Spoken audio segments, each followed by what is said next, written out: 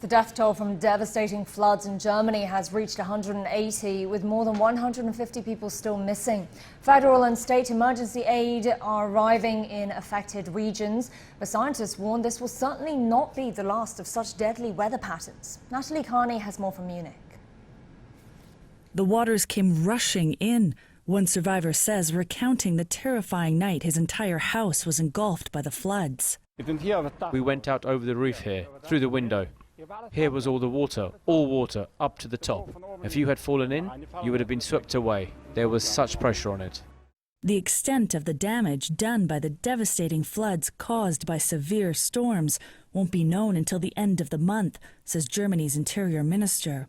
Yet, while this was a rare occurrence, scientists are not at all surprised it happened. This did happen to be a winter with a lot of snow, so there's a lot of moisture already in the ground, and we have had a large amount of rain over many months. And the combination of all of those things, it's waiting for a flood. While cleanup efforts continue, much of the storm is now brewing over the federal government's handling of the impending catastrophe, with some politicians accusing Berlin of not doing enough to alert the people despite meteorologists' warnings. The government rejects that charge, saying the highest level of alert was issued.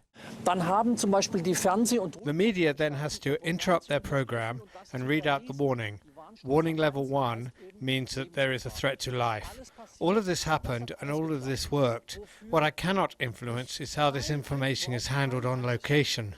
While the politicians may be the most clearly to blame in the eyes of those who have lost so much, the fact is we are all responsible for the devastating weather patterns being experienced worldwide, says Professor Schroers.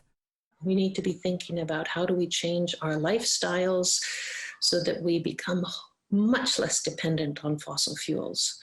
And we need to think, what can we do to bring nature back? And if we don't do those things, are we likely to see more of these severe weather patterns? You can be pretty assured that what we've been seeing around the world this year, this will continue. The impact will be enormous. Change will be hard. It will be really hard, but it's so necessary. Natalie Carney, CGTN, Munich.